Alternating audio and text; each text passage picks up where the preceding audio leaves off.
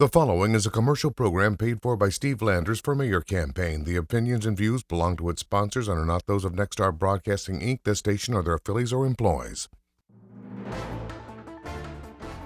Welcome to the show. Joining us today in the studio is Steve Landers. You probably recognize that name and that face. Steve, welcome to the show. Thank you, Lauren. Thanks for letting me be here. Running for Little Rock Mayor 2022. Correct.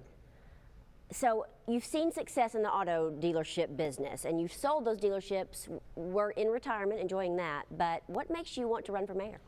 You know, Lauren, I've been successful in the auto business, but I was retired, and I've just seen our city in such a crisis. Our city's in crisis now. I've had businesses in Jackson, Mississippi, and we're headed for that. But I want to tell you, frankly, I was tired of seeing our city go down, but nobody fights for the people in this city. I will be that advocate for the people in this city.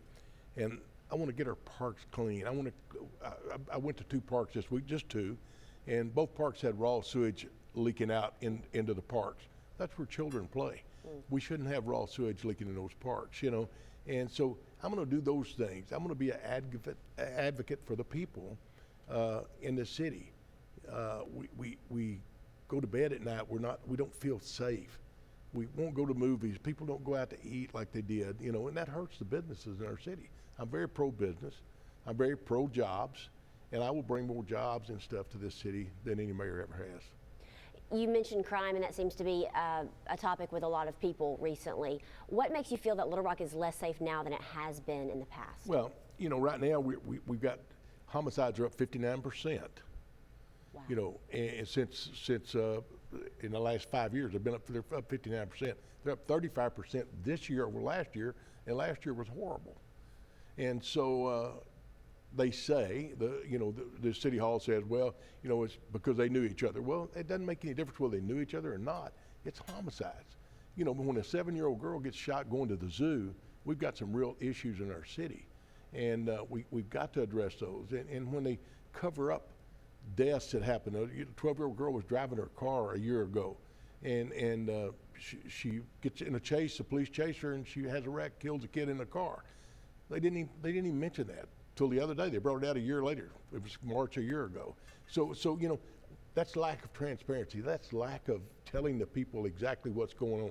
I will be transparent as a mayor. I won't cut people off in the board meetings when they have pedestrians can stand up there and tell the city what they get 3 minutes.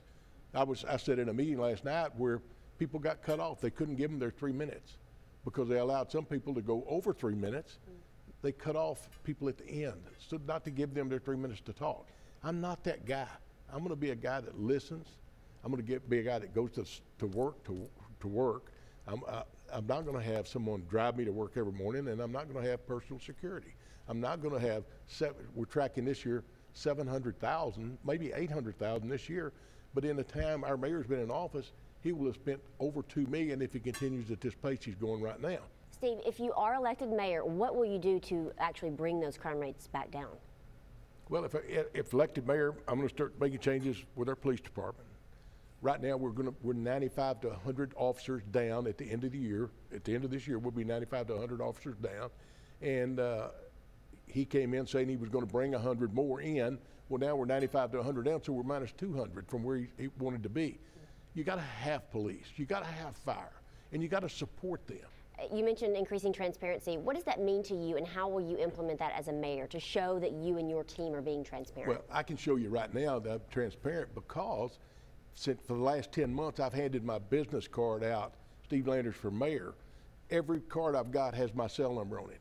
So if they want to talk to me, all they got to do is call me. You know, they don't have to wait 6 weeks or 2 months or get no return at all. I hear so many people say, we've gone to talk to the mayor. He won't call us back, won't get back with us. And you know, when he tried to pass a tax in the middle of a pandemic, a tax on this city in the middle of a pandemic of $500 million over 10 years. If that had passed, it'd have been an extra $250 to each citizen in this city. $53 million every year would have come out of city taxes for his tax to pass. This is Steve Landers running for mayor of Little Rock. All of the information is on the screen if you want to know more about him or his campaign. Thanks for joining us. We'll see you next time.